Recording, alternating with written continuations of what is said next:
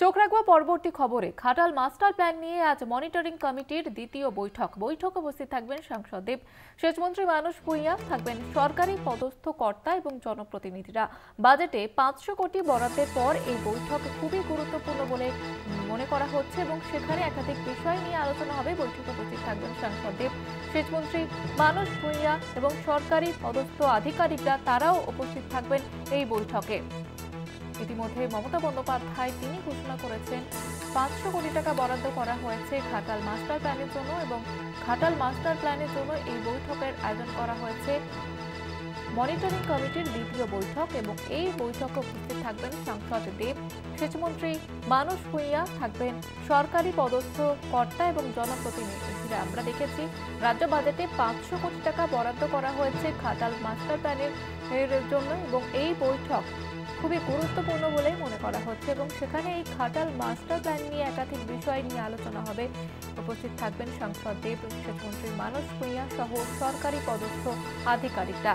Ghatal master plan নিয়ে আজ monitoring কমিটির দ্বিতীয় বৈঠক এবং সেখানে সাংসদ দেব, সেচমন্ত্রী মানস ভূঁইয়া ছাড়াও সরকারি পদস্থ আধিকারিকরা উপস্থিত থাকবেন। কথা বলবো, টেলিফোন লাইনে রয়েছে প্রতিনিধি মধুসূদন ভট্টাচার্য। মধুসূদন, কখন হবে এই বৈঠক এবং কারা কারা উপস্থিত থাকবে? একদমই দেখো দুইটা আজ খুব দুপুর 2টো নাগাদ কিন্তু ঘাটালের বৈঠক রয়েছে। সেই বৈঠকে কিন্তু উপস্থিত থাকবেন একদিকে রাজ্যের সেচমন্ত্রী মানস রঞ্জন ভূঁইয়া, অপরদিকে সাংসদ দেব এবং উচ্চপদস্থ আধিকারিক যেমন উপস্থিত থাকবে। তবে আজকের এই বৈঠক, সেই বৈঠককে নিয়ে কিন্তু ইতিমধ্যে কিন্তু জল্পনা সৃষ্টি হয়েছে, কারণ ঘাটালের যে মূল ইস্যু যেটা ছিল যে জমি অতিক্রমণ।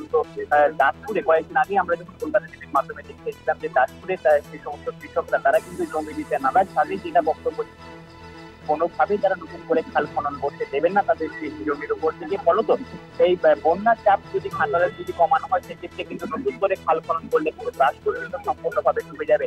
এখন একটাই প্রশ্ন যে অর্থাৎ প্রশাসন তার সাধারণ মানুষকে, অর্থাৎ দাসপুরের মানুষকে কিভাবে বুঝিয়ে তাদের কাছ থেকে জমি কিভাবে সরকার পক্ষ কিনে নেয় নাকি তাদের কাছ থেকে জমি অতিক্রমণ করে। সর্বোচ্চ দিক থেকে কিন্তু আজকে কিন্তু বৈঠকে উঠে আসবে। অপরদিকে কিন্তু আজ যে বিষয়গুলি কিন্তু যে উঠে আসবে, যে প্রথমে একটা বিষয় লক্ষ্য করা যাবে যে কি ভাবে তৈরি করা হবে মাস্টার প্ল্যান। কারণ যেটা কয়েকদিন আগে শোনা যাচ্ছে যে শিলাবতী নদীর উপর যে গাডওয়াল, তার পাশাপাশি যে সমস্ত আরো যে সমস্ত কাজগুলি, সেই কাজগুলি নিয়ে কিন্তু আজকের এই বৈঠকে পর্যালোচনা হবে বলে কিন্তু এখনো পর্যন্ত জানা গিয়েছে।